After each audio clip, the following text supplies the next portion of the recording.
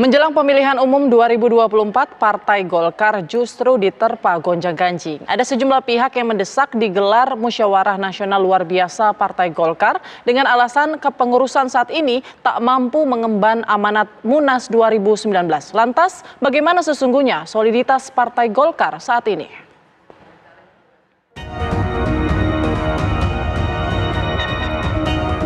Partai Golkar sedang gonjang-ganjing. Wacana musyawarah nasional luar biasa atau Munaslup Partai Golkar mendadak menggemuka jelang pemilihan umum 2024 yang sudah di depan mata. Di tengah gejolak tuntutan pergantian kepemimpinan, Ketua Umum Partai Golkar Erlangga Hartarto bertemu dengan Presiden Joko Widodo. Setelah pertemuan yang berlangsung selama 1 jam di Istana, Erlangga menegaskan kondisi Golkar masih aman dan terkendali. Kondisi Golkar, Pak? Aman, terkendali. Nah, nanti akan memonitor kericuhan yang baru saja terjadi, Kita Pak? belum monitor, baru keluar. Ya, masih. Pak akan merapat ke Pak Anies nggak, Pak? Sementara itu, Presiden Joko Widodo kembali menegaskan tidak akan ikut campur urusan kepemimpinan di internal Partai Golkar.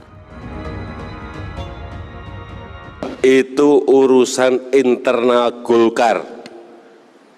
Urusannya internal Golkar. Tidak ada hubungannya dengan kita. Kalau Pak Luhut, Pak Bahlil, ada Pak Bambang Sud, punya keinginan, itu urusan beliau-beliau, bukan urusan kita. Lantas, bagaimana sesungguhnya soliditas Partai Golkar saat ini? Golkar sesungguhnya baik-baik saja, dan kita terus bekerja memastikan konsolidasi partai, baik di tingkat struktur, di tingkat pusat, provinsi, daerah, kabupaten, kota, sampai ke tingkat akar rumput, ya.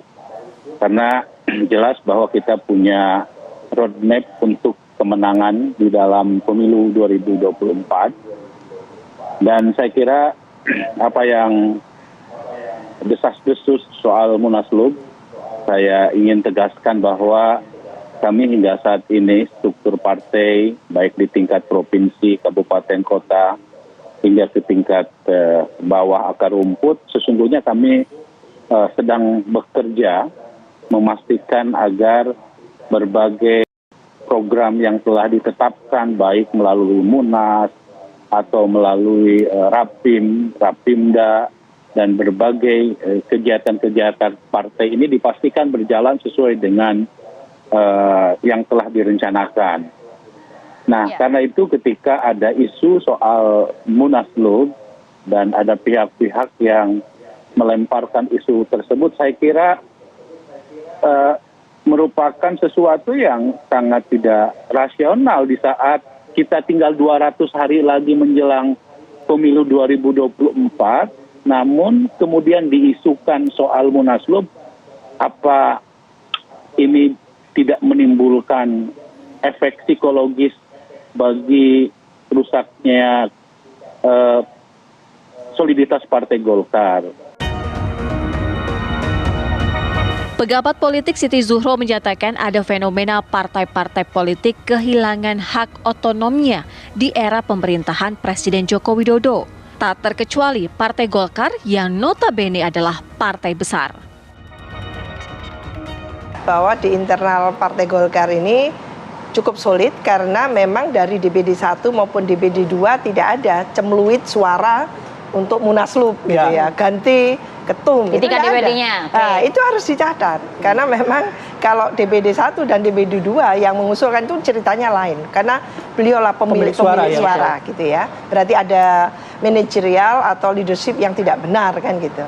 Yang kedua gitu, kita menyaksikan secara umum pemilu menyongsong pemilu 2024 ini, partai-partai itu kehilangan hak otonomnya.